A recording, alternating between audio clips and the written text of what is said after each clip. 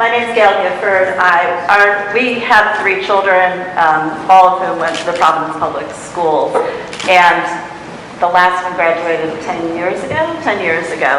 And I've been to a number of forums that our neighborhood has had around education, and I hear exactly all the same issues that we were grappling with at that time. So parents who really have a lot of skills and ideas and connections and want to put them to use for the schools, but they're frustrated constantly. John mentioned the moving around of leadership.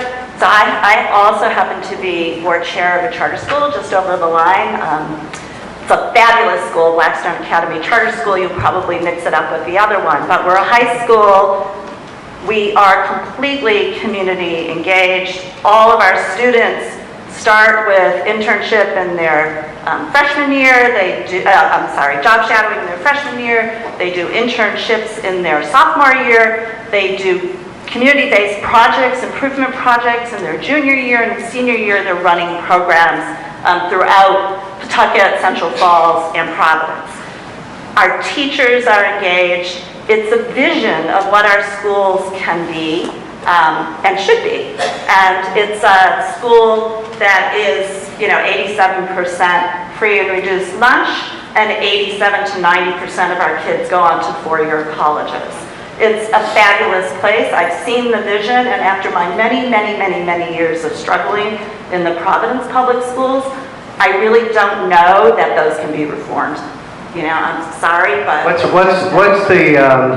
what's the barrier you see? What's the challenge behind making that happen here, in your opinion? Yeah.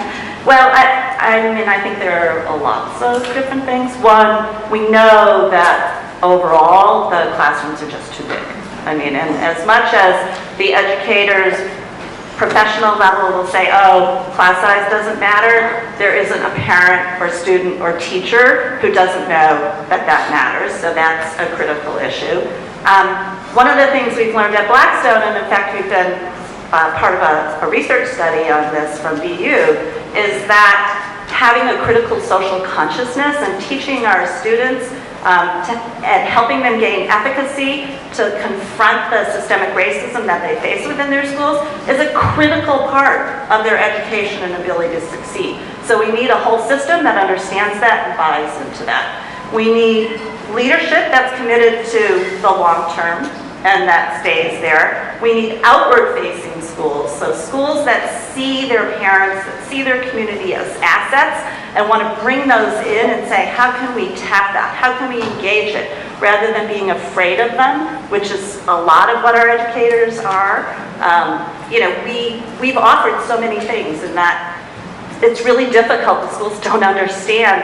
I don't know why, because how to use the resources. We are so blessed. Back to the what do you love about Providence? This city is so blessed throughout it. I don't care what neighborhood that you're in this city, with fabulously exciting people who are doing amazing things with limited resources. And you see it all the time. We see it, the work that we do is to work with nonprofit organizations. So we just see this extraordinary talent, this wonderful creativity, people doing things with nothing. And somehow our schools don't connect to that. Or they do in very tiny limited ways and think that that's enough. So there's so much more potential here. There's so much ability to connect up, and I don't know, maybe it's our teachers were teachers for too long.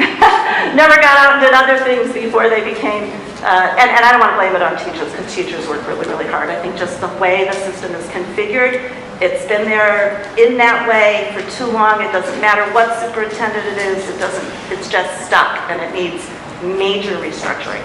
That's